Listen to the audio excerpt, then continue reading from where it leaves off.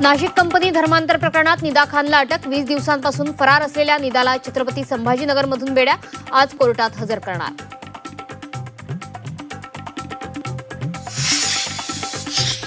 निदा प्रकरणात इम्तियाज जलील यांचा सहभाग, मंत्री संजय शिरसाट यांचा आरोप. जलील यांची चौकशी करण्याचीही मागणी. तर जलील काय उत्तर देणार याकडे लक्ष. 10वीच्या निकालाची प्रतीक्षा संपली. आज सकाळी 11 वाजता बोर्डाचा निकाल जाहीर होणार. दुपारी 1 वाजता निकाल ऑनलाईन बघता येणार. पश्चिम बंगालमध्ये आज अमित शहांच्या उपस्थितीत भाजपच्या नवनिर्वाचित आमदारांची बैठक. शहांच्या बैठकीत ठरणार मुख्यमंत्री पदाचा चेहरा. तर उद्या होणार शपथविधी सोहळा. तामिळनाडूत सत्ता स्थापनेचा पेच कायम. राज्यपाल राजेंद्र आर्लेकर बहुमताच्या 118च्या आकड्यावर ठाम. तर डीएमके एआयएडीएमके एकत्र येण्याच्या चर्चेनंतर टीव्हीके आमदारांकडून सामूहिक राजीनाम्याचा इशारा.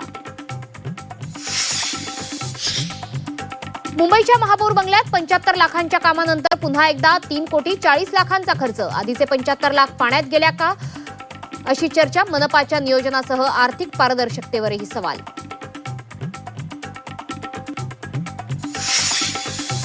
राज्यातील अनेक भागांमध्ये अवकाळी पावसाचा फटका. कोकणासह विदर्भ आणि मराठवाड्यात पावसाची हजेरी. शेतकऱ्यांमध्ये पुन्हा चिंतेचं वातावरण. पुढील 3 ते 4 दिवस राज्यात अवकाळी पावसाचा इशारा. दक्षिण मध्य महाराष्ट्र आणि मराठवाड्यासाठी अलर्ट. रत्नागिरी आणि सिंधुदुर्गातही पावसाचा अंदाज.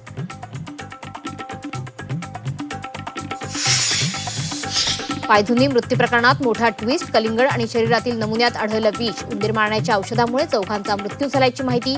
हत्या की आत्महत्या, सस्पेन्स वाढला. मुंबईतील सर्व पार्किंगचे दर महागण्याची शक्यता. पार्किंग शुल्कात तब्बल 40% वाढ करण्याचा प्रस्ताव. पुढील 4 ते 5 महिन्यात नवे दर लागू होण्याचे संकेत.